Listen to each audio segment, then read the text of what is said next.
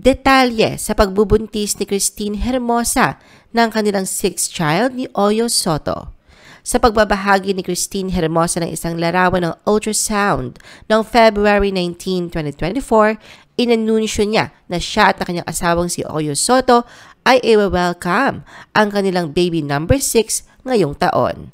Saad niya sa kanyang caption ay, hindi niya raw kailanman pinagdududahan ang kapangyarihan at katapatan ng Diyos sa kanyang buhay. Maaaring minsan ay nasisiraan siya ng loob, ngunit palagi raw na may nararamdaman siyang matibay na seguridad na ibinibigay lamang ng Diyos. Alam din niyang palagi nakaakbay ito sa kanya. Ang totoo raw ay umaasa siya, ngunit hindi niya talaga inaasahan na bibiyayaan sila ng asawa niya ng mga anak.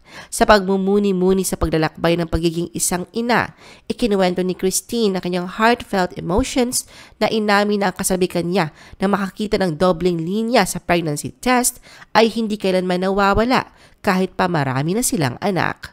Parang araw laging first time at iba't ibang level ng labis na emosyon sa bawat yugto ng bawat pagbubuntis. Iba rin daw talaga kapag nakikita niya at naririnig ang heartbeat ng bata sa loob ng kanyang sinapupunan.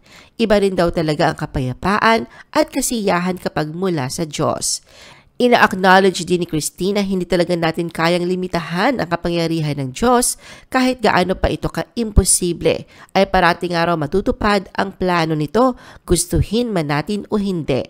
Dagdag pa ni Christine, ang akala niya ay panghuli na si Isaac, ang bunsong anak nila ni Oyo na isinilang noong August 3, 2021.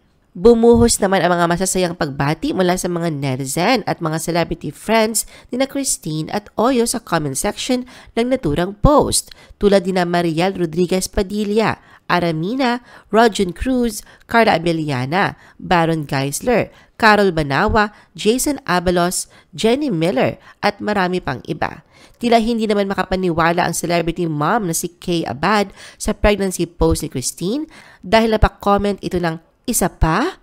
Ha ha ha, congrats! Kalakip ang isang face screaming in fear emoji. Ang nakakatandang kapatid naman ni Christine at si Kathleen Hermosa Santos ay nag-iwan rin ng komento sa post ng Ako Next Lord. Kalakip ang black hearts, woman dancing at woman raising hand emojis na ang ibig niyang sabihin ay sana siya na raw ang susunod na magdadalang tao tulad ni Christine.